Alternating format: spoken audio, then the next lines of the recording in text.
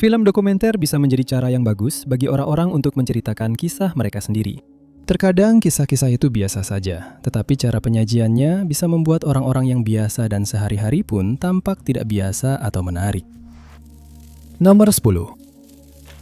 Pada tahun 1975, pembuat film Albert dan David Maysles merilis sebuah film dokumenter yang menyoroti secara intim kehidupan dua wanita yang hampir sepenuhnya dilupakan oleh masyarakat. Film itu cukup kontroversial pada masanya dan tetap menjadi kontroversi hingga sekarang. Namun Grey Gardens juga telah memengaruhi budaya pop dengan cara yang tidak pernah diduga oleh kedua tokohnya. Saudara Maysles pertama kali diperkenalkan pada kisah Edith Beale dan putrinya, Little Edie, pada tahun 1972. Ibu dan anak perempuan itu adalah anggota salah satu keluarga paling berpengaruh di New York. Edith yang lebih tua adalah saudara perempuan John Blackjack Bouvier, seorang pialang saham Wall Street dan ayah dari mantan ibu negara Jackie Kennedy.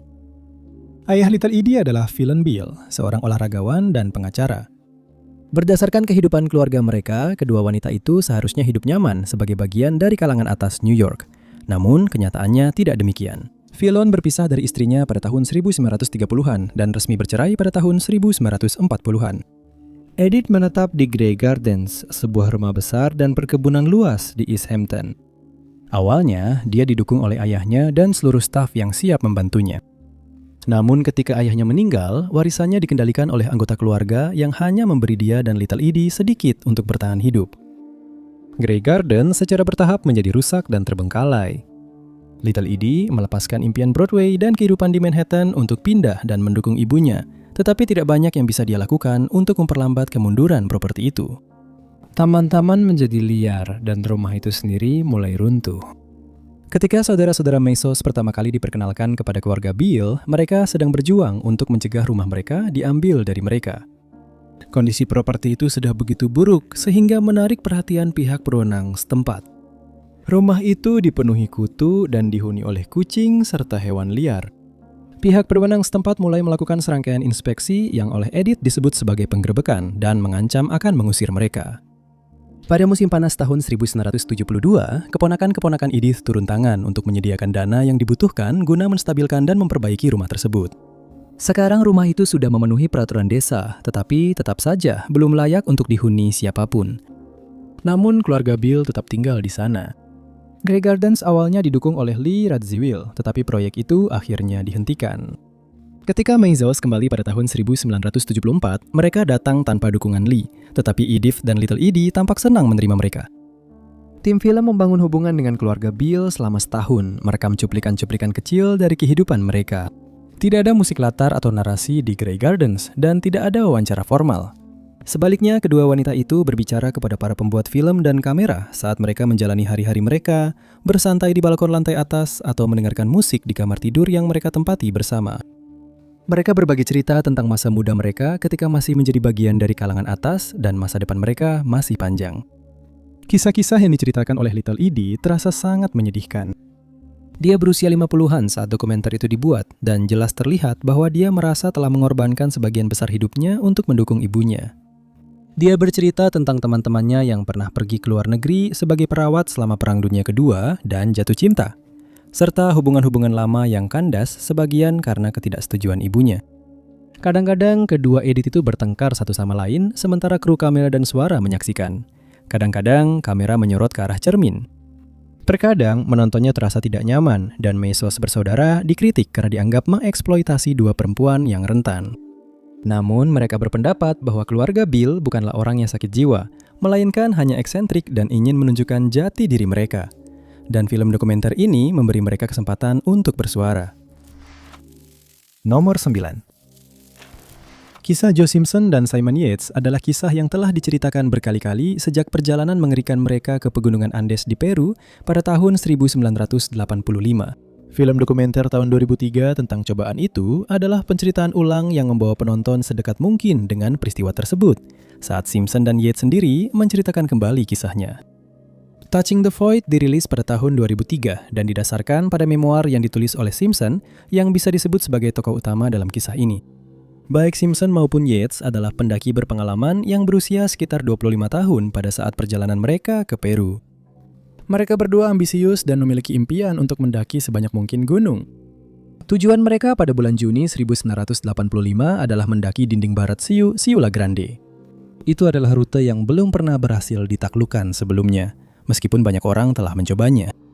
Bagian pertama dari dokumenter ini menceritakan perjalanan mereka mendaki gunung setinggi 6.344 meter itu. Kisah ini diceritakan melalui rekonstruksi dramatis dengan narasi yang diambil dari wawancara bersama Simpson, Yates, dan Richard Hawking, rekan mereka yang tidak ikut mendaki dan menunggu di base camp. Wawancara dilakukan secara terpisah, dengan masing-masing pria berbicara kepada kamera saat mereka menggambarkan pikiran yang ada di benak mereka selama menghadapi cobaan tersebut. Setelah pendakian yang sulit, Simpson dan Yates berhasil mencapai puncak gunung, sebuah pencapaian yang belum pernah diraih lagi melalui jalur yang sama sejak saat itu.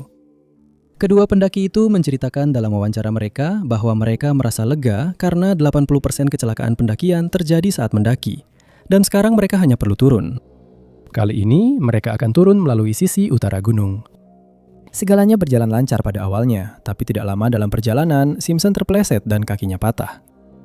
Pendaki itu menggambarkan dengan sangat rinci apa yang terjadi dan betapa sakit yang ia rasakan. Tidak mungkin bagi Simpson untuk menahan beban di kakinya yang patah, dan mereka masih harus menempuh perjalanan panjang menuruni gunung. Simpson mengira Yates akan meninggalkannya dan menyelamatkan diri sendiri, tetapi Yates ingin membawa mereka berdua kembali dengan selamat.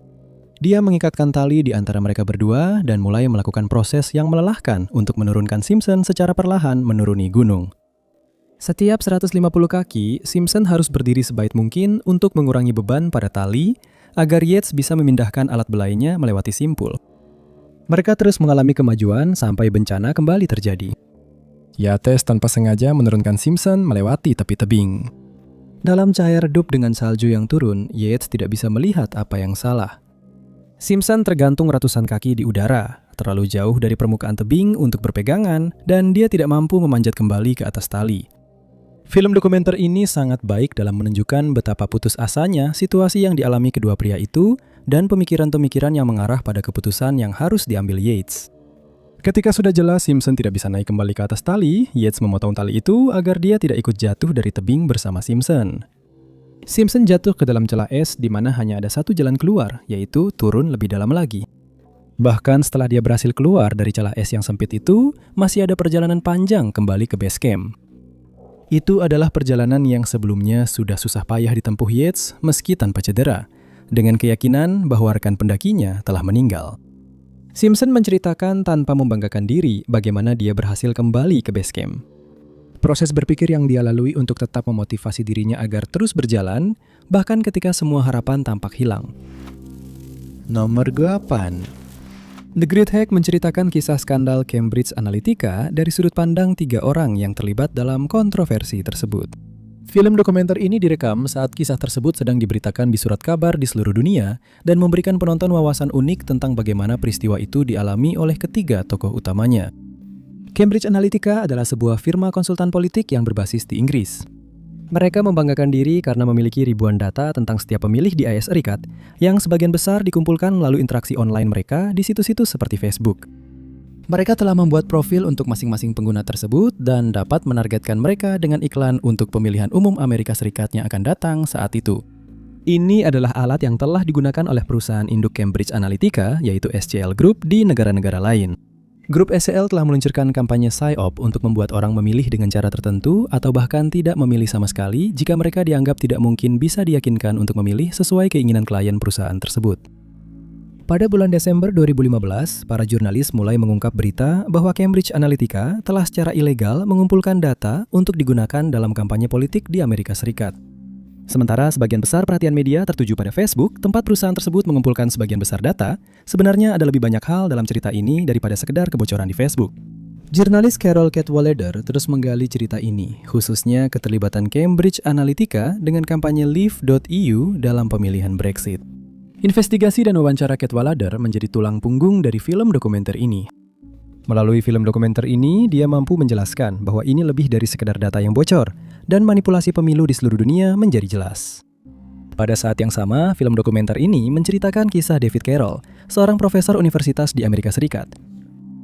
Carroll mengetahui klaim Cambridge Analytica tentang data poin pada pemilih di Amerika Serikat yang juga mencakup dirinya.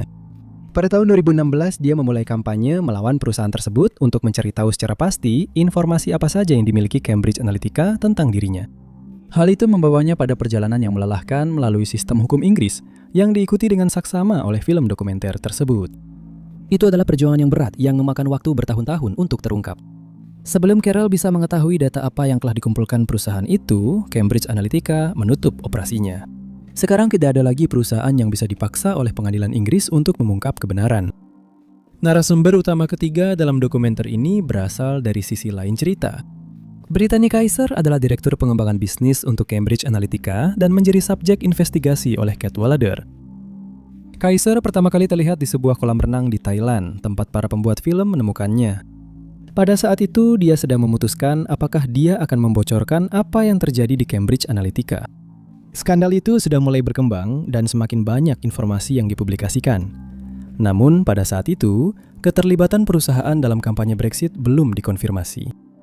Film dokumenter itu menunjukkan dia membuat keputusan tersebut, meskipun tidak disebutkan bahwa keputusan itu baru diambil setelah surat kabar tempat Cadwallader bekerja menerbitkan artikel tentang keterlibatannya dalam kampanye fitnah pada pemilu Nigeria 2015. Nomor 7. Vernon, Florida adalah film dokumenter aneh yang telah diartikan berbeda-beda oleh banyak orang selama 45 tahun sejak dirilis. Latar belakang dari dokumenter ini sama anehnya dengan film utamanya. Vernon adalah sebuah kota kecil di bagian barat laut Florida dengan populasi sekitar 885 orang pada saat dokumenter ini dirilis. Kota ini mendapat perhatian nasional karena sebuah statistik mengerikan yang membuat kota ini dijuluki Nub City. 2/3 dari semua klaim asuransi kecelakaan kehilangan anggota tubuh di Amerika Serikat pada tahun 1950-an dan 60-an berasal dari satu kota kecil ini. Penyelidik asuransi yakin ada semacam penipuan yang terjadi. Banyak dari klaim ini tampak masuk akal di permukaan, tetapi sedikit penyelidikan saja sudah mengungkapkan detail mencurigakan yang akan menimbulkan pertanyaan bahkan tanpa jumlah klaim yang tinggi dari satu kota ini. Namun, tidak pernah ada cukup bukti untuk meyakinkan juri bahwa satu kasus pun benar-benar penipuan. Bagi banyak orang, sulit dibayangkan seseorang dengan sengaja memotong anggota tubuhnya sendiri hanya demi uang. Kisah inilah yang menarik perhatian pembuat film Errol Morris ke kota itu.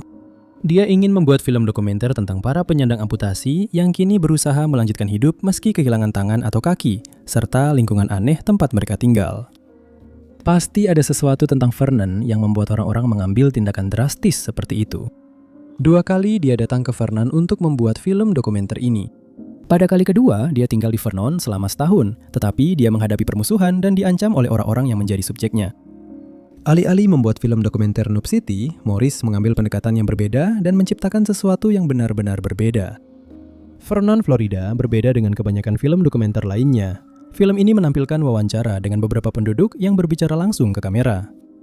Mereka diizinkan untuk membicarakan apapun yang mereka inginkan, tanpa gangguan atau pertanyaan dari kru film. Seorang pria bercerita tentang hewan liar yang pernah ia tangkap dan pelihara, termasuk seekor rakun dan seekor kura-kura.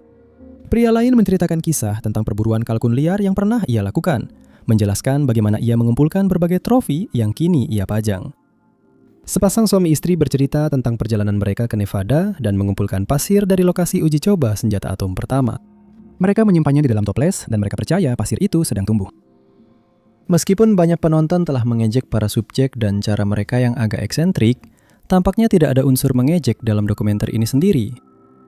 Morris mengambil sebuah proyek yang membahas sesuatu yang sebenarnya tidak ingin dibicarakan oleh para subjeknya, dan justru membiarkan mereka mengendalikan narasinya. Apapun itu. Nomor 6.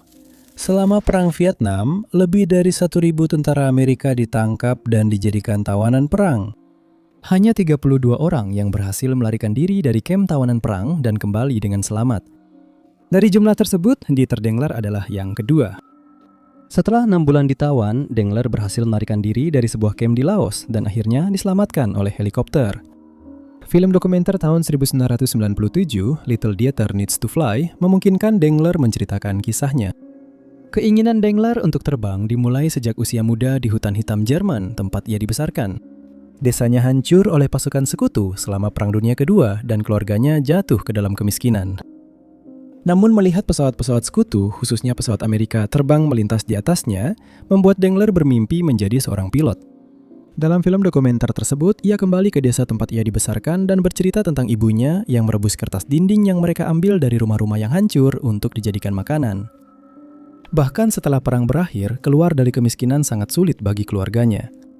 Dengler bekerja sebagai magang untuk seorang pandai besi yang suka melakukan kekerasan, tetapi dia tidak pernah melepaskan mimpinya. Pada tahun 1956, di usia baru 18 tahun, Dengler menumpang kendaraan ke Hamburg dan berangkat dengan kapal menuju New York City. Pada tahun 1957, Dengler mendaftar di Angkatan Udara Amerika Serikat. Namun Dengler tidak bisa mewujudkan keinginannya untuk terbang di Angkatan Udara. Dia lulus tes untuk menjadi kadet penerbangan, tetapi hanya lulusan perguruan tinggi yang bisa menjadi pilot. Namun dia tidak menyerah dan mendaftar di perguruan tinggi untuk mendapatkan gelar di bidang aeronautika. Akhirnya, dia bergabung dengan program pelatihan kadet penerbangan Angkatan Laut Amerika Serikat dan akhirnya meraih mimpinya. Pada saat itu, Amerika Serikat telah terlibat dalam Perang Vietnam. Pada tahun 1965, skuadronnya bergabung dengan kapal induk USS Ranger dan berangkat ke Vietnam. Hanya beberapa bulan setelah tiba di Vietnam, pesawat Dengler ditembak jatuh di atas hutan Laos. Badai petir dan asap dari ladang yang terbakar membuat jarak pandang rendah dan dia kehilangan kontak visual dengan pilot-pilot lain. Setelah terbang di wilayah musuh selama 2,5 jam, pesawat Dengler ditembak jatuh. Dia segera ditangkap oleh pasukan Pathet Lao dan dijadikan tawanan. Dalam film dokumenter tersebut, Dengler dibawa kembali ke Laos untuk membantunya menceritakan penderitaannya. Penduduk setempat dilibatkan untuk membantu memperagakan momen-momen tersebut, meskipun biasanya mereka hanya berdiri di sekitar Dengler saat dia menceritakan kisahnya. Menurut Dengler, banyak pria yang tampil dalam film tersebut merasa ketakutan, dan dia harus meyakinkan mereka bahwa tidak ada yang perlu ditakutkan dan bahwa ini hanyalah sebuah film.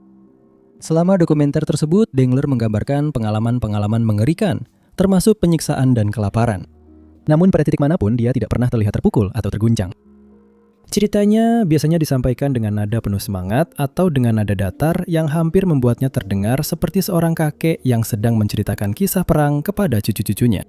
Namun itu tidak membuat cerita-ceritanya menjadi kurang mengganggu, terutama ketika dia menggambarkan halusinasi yang dia alami karena kelaparan dan rasa sakit. Dengler dan rekan-rekan sesama tahanannya di kamp dekat Parkung menyusun rencana pelarian. Itu adalah rencana yang berisiko yang melibatkan pengambilan senjata para penjaga dan rencananya tidak berjalan persis seperti yang mereka inginkan. Tetapi itu adalah satu-satunya harapan mereka untuk bertahan hidup. Sayangnya, sebagian besar dari mereka yang ikut dalam rencana itu tidak selamat. Hanya Dengler dan 2 orang lainnya yang selamat dari upaya pelarian itu, meskipun 2 orang lainnya kemudian tertangkap kembali. Yang menjadi jelas setelah Dengler melarikan diri dari kamp penjara adalah bahwa judul dokumenter ini tidak hanya tentang keinginan masa kecilnya. Satu-satunya jalan keluar dari hutan adalah dengan helikopter. Setelah beberapa kali mencoba memberi sinyal untuk diselamatkan, Dengler akhirnya ditemukan pada 20 Juli 1966, 23 hari setelah pelariannya. Awalnya, kru tidak percaya bahwa dia adalah tawanan perang Amerika karena sudah begitu lama sejak penangkapannya, tetapi dia berhasil meyakinkan mereka. Nomor 5. Desas-desus tentang orang-orang atau makhluk yang tinggal di terowongan di bawah kota New York telah ada hampir selama terowongan itu sendiri ada. Cerita-cerita itu menyebutkan berbagai kemungkinan, mulai dari orang tunawisma biasa, penjahat berbahaya, hingga makhluk yang benar-benar supranatural. Pada awal 1990-an dan 2000-an, ketertarikan tentang apa atau siapa yang mungkin tinggal di terowongan di bawah New York menghasilkan serangkaian buku dan dokumenter tentang apa yang disebut sebagai manusia tikus tanah. Memang benar bahwa ada orang yang tinggal di terowongan kereta bawah tanah, tetapi cerita-cerita yang beredar tentang mereka tidak sepenuhnya benar. Voices in the Tunnel, In Search of the Mole People adalah salah satu dokumenter yang dirilis yang mencoba mengungkap seberapa banyak dari cerita-cerita ini yang benar. Dokumenter tahun 2008 ini terinspirasi dari sebuah buku karya penulis Jennifer Todd. Pada tahun 1993, Todd menerbitkan sebuah buku berjudul Manusia Tikus Tanah, Kehidupan di Terowongan Bawah Kota New York. Menurut Todd, dia melakukan banyak perjalanan ke terowongan termasuk Freedom Tunnel, di mana dia mengaku telah menyaksikan seluruh komunitas orang yang jarang bahkan hampir tidak pernah keluar ke permukaan tanah. Ada guru, wali kota terpilih, dan bahkan anak-anak yang lahir di bawah tanah. Orang-orang sebagian besar bertahan hidup dengan apapun yang bisa mereka temukan, dengan hanya beberapa orang yang naik ke permukaan untuk mencari sumber daya. Buku Todd menjadi salah satu karya media paling terkenal tentang topik ini, meskipun tak lama kemudian orang mulai meragukan ceritanya. Buku Todd memuat banyak wawancara dengan para penghuni terowongan itu sendiri, dan setidaknya beberapa dari cerita tersebut sepenuhnya fiksi. Namun para ahli kereta bawah tanah juga menunjukkan bahwa tata letak terowongan tersebut mustahil, sehingga meragukan kesaksian Todd tentang apa yang sebenarnya dia lihat. Terlepas dari kontroversi tersebut, tidak diragukan lagi bahwa memang ada orang yang tinggal di dalam terowongan, meskipun jumlahnya tidak sebanyak yang diklaim oleh Todd. Voices in the Tunnel mengikuti para pembuat film, Vic David, Kenny Cherry, dan Eric Oberholzer saat mereka menjelajahi terowongan untuk mencari kebenaran. Film ini menampilkan wawancara dengan Toph, di mana dia menjelaskan apa yang pertama kali menarik perhatiannya pada topik ini, tetapi juga dengan orang-orang yang benar-benar tinggal di dalam terowongan. Dalam beberapa kasus, sulit untuk mempercayai cerita-cerita yang disampaikan oleh para tunawisma yang diwawancarai. Ada kemungkinan beberapa pria yang diwawancarai pernah mengambil nyawa orang lain sebelumnya, tetapi juga mungkin mereka hanya membual tentang kejahatan yang sebenarnya tidak pernah mereka lakukan. Film dokumenter ini telah dikritik karena dianggap berpotensi mengeksploitasi subjek yang diangkatnya. Berbeda dengan film dokumenter lain tentang orang-orang yang tinggal di terowongan New York, pembuat Voices in the Tunnels tidak memiliki hubungan dengan komunitas tunawisma di sana, dan tidak jelas apakah ada orang yang ditampilkan pernah mendapatkan manfaat dari film dokumenter tersebut. Nomor 4. Sepintas, Gates of Heaven adalah sebuah film dokumenter tentang pemakaman hewan peliharaan. Ini adalah premis sederhana yang bahkan pembuat film lain pada saat itu mengira tidak akan cukup untuk dijadikan sebuah film panjang. Namun, film dokumenter berdurasi 85 menit ini berhasil menarik perhatian masyarakat umum dan kritikus film, dan tetap menjadi dokumenter yang direkomendasikan lebih dari 45 tahun setelah pertama kali dibuat. Gates of Heaven adalah film dokumenter pertama Errol Morris, dan film ini mendobrak semua praktik yang sudah lazim di industri tersebut. Ini bukanlah film dokumenter observasional yang populer pada tahun 1978 saat film ini dirilis, tetapi film ini membiarkan para subjek mengarahkan sendiri jalannya cerita. Setiap pengambilan gambar diatur dengan sangat hati-hati, tetapi tampaknya tidak ada banyak kendali dari balik kamera mengenai arah percakapan. Gates of Heaven dimulai dengan mengikuti kisah Floyd McClure, pemilik pemakaman hewan peliharaan. Dia menjelaskan bagaimana dia selalu peduli terhadap hewan, dan saat masih kecil, dia pernah membantu temannya dengan cepat mengubur seekor anjing sebelum diambil oleh petugas kebersihan. Ketika McClure kehilangan anjingnya sendiri, dia menemukan sebidang tanah yang menurutnya cocok dan menetapkan 1 ekor khusus untuk pemakaman. Seiring waktu, orang lain datang bersamanya dengan harapan dapat menguburkan hewan peliharaan mereka dengan bermartabat. Namun menurut McClure, dia lebih mengutamakan hati daripada uang, yang berarti pada saat film dokumenter itu dibuat, pemakaman hewan peliharaannya sudah tutup. Morris awalnya menemukan subjek filmnya saat membaca sebuah artikel di koran.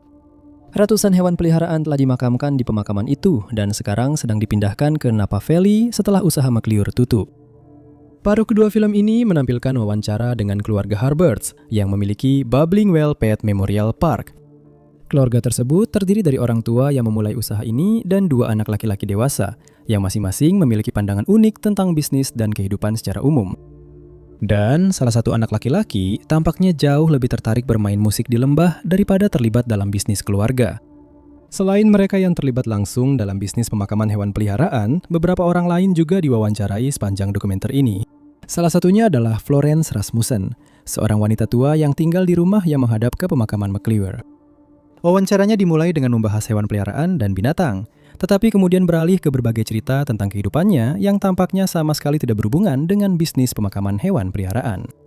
Dia membicarakan cucu laki-laki yang dia besarkan, mobil-mobil yang dia belikan untuknya, dan pernikahannya yang gagal. Dia sering bertentangan dengan ucapannya sendiri, tetapi wawancaranya yang panjang dan tanpa potongan membuatnya menjadi bintang dalam film dokumenter tersebut. Juga diwawancarai sepasang orang yang baru saja menguburkan hewan peliharaan mereka di Bubbling Wells. Pasangan tersebut berbicara tentang bagaimana hewan peliharaan lebih dari sekedar benda, sehingga sulit untuk memutuskan apa yang harus dilakukan ketika mereka meninggal. Wanita itu berkomentar, "Itulah anjingmu, tapi di mana hal yang membuatnya bergerak?" Pasti ada sesuatu, bukan? Bagi banyak penonton, Gates of Heaven bukan hanya tentang pemakaman hewan peliharaan, tetapi juga menyentuh pertanyaan filosofis tentang kehidupan dan apa arti mencintai serta kehilangan. Baik itu anggota keluarga maupun hewan peliharaan. Nomor 3. Pada tahun 2025, Netflix merilis sebuah serial dokumenter kontroversial yang dengan cepat menjadi salah satu acara yang paling banyak ditonton di platform tersebut pada saat itu. The Reckoning karya Sean Combs membahas naik turunnya sang mogul musik, termasuk deskripsi beberapa kejahatan paling mengerikan yang dituduhkan kepadanya. Combs telah menjadi pemain terkemuka di industri musik sejak tahun 90-an. Menurut banyak penuduhnya, perilaku mengontrol dan abusifnya sudah ada sepanjang waktu itu. Seiring daftar tuduhan terhadapnya bertambah, rumahnya digerebek oleh keamanan dalam negeri dan dia ditangkap atas berbagai tuduhan. Setelah persidangan yang panjang, dia dinyatakan bersalah pada Mei 2025 atas 2 tuduhan ringan yang didakwakan kepadanya dan dijatuhi hukuman 15 bulan penjara. Menurut dokumenter Netflix, ini hanyalah puncak gunung es. The Reckoning diproduseri eksekutif oleh Curtis Jackson yang lebih dikenal sebagai rapper 50 Cent. Jackson sudah lama berseteru dengan Combs, tapi menurut sang rapper, dia ingin membuat dokumenter itu untuk memberi ruang bagi para korban untuk bersuara. Karena itu, dokumenter tersebut sebagian besar terdiri dari wawancara dengan orang-orang yang mengenal Combs sepanjang karirnya dan bisa bersaksi tentang beberapa sisi gelap dalam hidupnya. Para narasumber termasuk teman masa kecil, rekan bisnis, dan para artis yang pernah menandatangani kontrak dengan label rekamannya. Mereka menggambarkan seorang pria yang sangat mengontrol segala sesuatu di sekitarnya dan tampaknya tidak terlalu peduli dengan pendapat serta masukan dari orang lain. Salah satu artis menggambarkan siklus 14 hari di mana Combs akan tetap terjaga selama 2 minggu berturut-turut, seringkali dipicu oleh zat-zat terlarang dan menahan para performer lain di studio rekaman sementara dia mengerjakan musiknya. Namun beberapa kisah yang paling berdampak dan mengerikan dari dokumenter tersebut berasal dari orang-orang yang diduga menjadi korban Combs. Aubrey O'Day adalah seorang penyanyi yang menjadi terkenal setelah tampil di Making the Band 3, sebuah acara MTV yang dibuat oleh Combs. O'Day menjadi bintang yang melejit dan menjadi vokalis utama Danity Kane, grup vokal wanita yang dibimbing oleh Combs. Meskipun dia tampaknya sangat cocok untuk peran tersebut, dia dikeluarkan setelah terjadi perselisihan dengan Combs. Pada saat itu, hanya sedikit detail tentang alasan kejadian tersebut, dengan Combs hanya mengklaim bahwa dia telah berubah selama waktu dia mengenalnya. Dalam dokumenter tersebut, O'Day membagikan email tidak pantas yang dia klaim berasal dari Combs. Dia diduga menjelaskan secara rinci tentang apa yang ingin dia lakukan padanya. O'Day menolak untuk ikut serta dalam aktivitas apapun, dan dia percaya itulah alasan mengapa dia akhirnya dikeluarkan. Hal ini saja sudah cukup buruk, tetapi O'Day juga mengungkapkan bahwa Combs mungkin telah melangkah lebih jauh dari sekedar kata-kata. Menurut sebuah surat pernyataan, seorang wanita lain mengaku masuk ke sebuah ruangan dan menemukan O'Day pingsan, sementara Combs dan seorang pria lain bertindak tidak pantas terhadapnya. Ini adalah wawancara yang penuh emosi yang membantu menunjukkan kisah nyata dari tuduhan yang diarahkan kepada Combs yang mungkin tertutupi oleh pemberitaan yang lebih sensasional. Film dokumenter tersebut tetap menjadi kontroversi. Sebelum dirilis, tim Combs menggambarkannya sebagai serangan pribadi yang menggunakan cuplikan berhak cipta yang diperoleh secara ilegal. Cuplikan tersebut direkam hanya beberapa hari sebelum penangkapan Combs dan memperlihatkan dia berdiskusi dengan pengacara pembelanya tentang bagaimana bersikap dan menjaga citra. Tim tersebut mengirimkan surat somasi kepada Netflix sebelum perilisan dokumenter tersebut, namun hingga hari ini dokumenter itu masih tersedia. Nomor 2. Ketika persidangan terhadap mantan eksekutif Enron, Jeff Skilling dan Ken Lay dimulai, pidato pembukaan jaksa terinspirasi dari sebuah dokumenter yang telah dirilis setahun sebelumnya. Persidangan terhadap Skilling dan Lay berfokus pada kasus penipuan yang pada akhirnya telah menjatuhkan perusahaan tersebut. Dokumenter tersebut menunjukkan bagaimana penipuan itu terungkap dan semua hal mengerikan lain yang dilakukan Enron yang tidak tercakup dalam kasus tersebut. Enron, orang-orang terpintar di ruangan itu, didasarkan pada buku dengan judul yang sama karya jurnalis Bethany McLean dan Peter Elkin. Pada tahun 2000, Enron adalah salah satu perusahaan terbesar di Amerika. Perusahaan ini awalnya hanyalah perusahaan minyak dan gas biasa, yang berfokus pada penyaluran sumber daya ini ke konsumen, tetapi segera mulai bertaruh pada harga gas menghasilkan keuntungan besar dari perdagangan ini. Perusahaan ini memperluas usahanya ke berbagai bidang, termasuk film yang bisa ditonton sesuai permintaan dan bahkan derivatif cuaca. Film dokumenter tersebut menunjukkan Enron mengalami kerugian, sementara membuat semua orang berpikir bahwa perusahaan itu sedang baik-baik saja.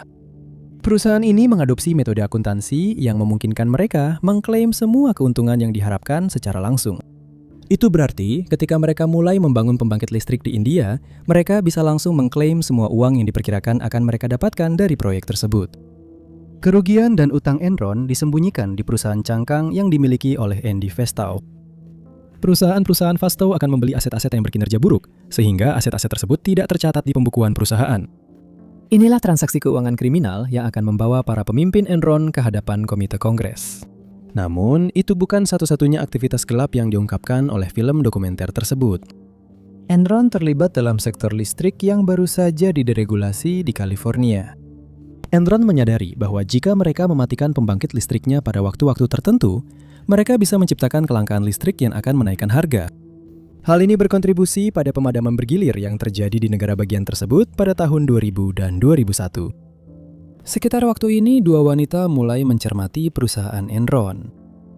Salah satunya adalah Bethany McLean, seorang penulis untuk majalah Forbes. Majalah Forbes secara konsisten menilai Enron sangat tinggi, tetapi McLean melihat lebih dekat apa yang dipublikasikan perusahaan dan menemukan bahwa dia tidak bisa menentukan secara pasti bagaimana perusahaan itu menghasilkan uang. Dalam film dokumenter tersebut, dia menjelaskan bagaimana dia berhasil mendapatkan pertemuan dengan seseorang dari perusahaan itu di sebuah ruangan kecil tanpa jendela. Mereka mengklaim telah menjelaskan semuanya kepadanya, tetapi angka-angkanya tetap saja tidak masuk akal. Dia menerbitkan artikel berjudul Is Enron Overpriced pada bulan Maret 2001. Artikel itu tidak menuduh adanya tindakan ilegal, tetapi dia justru mendapat ejekan dari Enron. Mereka mengklaim artikel itu hanya diterbitkan karena pesaing Forbes baru-baru ini menerbitkan artikel yang memuji perusahaan tersebut. McLean adalah salah satu narasumber utama dalam film dokumenter tersebut. Dia mampu menjelaskan secara rinci transaksi keuangan yang terjadi dan kesulitan yang dihadapi siapapun yang ingin menyelidiki perusahaan itu. Narasumber lainnya adalah Sharon Watkins. Watkins adalah wakil presiden bidang pengembangan di Enron.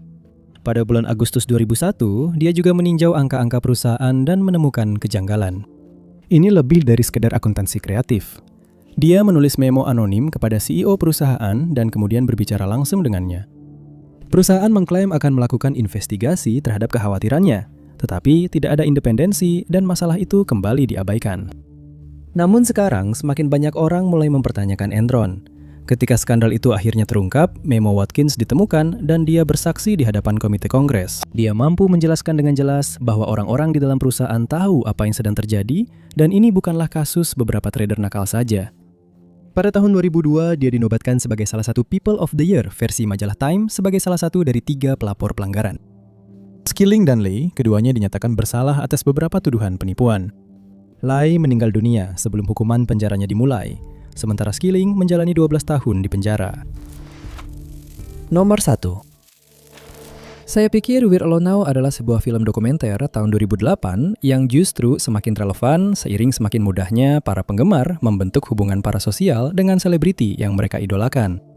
Ini membuat penonton merasa tidak nyaman, tetapi memberikan wawasan aneh tentang seperti apa kehidupan para penggemar yang kelewat batas. Film dokumenter ini mengikuti Jeff Turner dan Kelly McCormick, dua penggemar penyanyi pop tahun 80-an Tiffany, yang telah disebut sebagai penguntit oleh penggemar lain dan media. Keduanya berpikir mereka memiliki semacam hubungan dengan Tiffany, dan film ini menyoroti bagaimana obsesi ini telah membentuk kehidupan mereka. Turner adalah pria berusia 50 tahun dari Santa Cruz, California. Di awal dokumenter, dia menjelaskan bahwa dia dan Tiffany sudah saling mengenal hampir sepanjang hidup mereka. Dia memamerkan koleksi memorabilia miliknya yang mencakup majalah-majalah yang menampilkan Tiffany serta foto-foto yang mereka ambil bersama saat meet and greet. Dia terus-menerus menyebut Tiffany sebagai teman pribadi, bahkan saat memamerkan perintah larangan mendekat yang diajukan Tiffany terhadapnya dan potongan koran tentang usahanya untuk mendekati Tiffany. Itu termasuk satu kejadian di mana dia mendekati Tiffany dengan membawa pedang. Obsesi Turner telah membuatnya terisolasi, tinggal di rumah yang penuh dengan sampah, serta kenang-kenangan dari masa lalu. Dia memang memiliki beberapa teman yang diwawancarai untuk film dokumenter tersebut. Mereka menunjukkan bahwa Turner hidup dengan autisme, yang telah berkontribusi pada obsesinya dan isolasinya.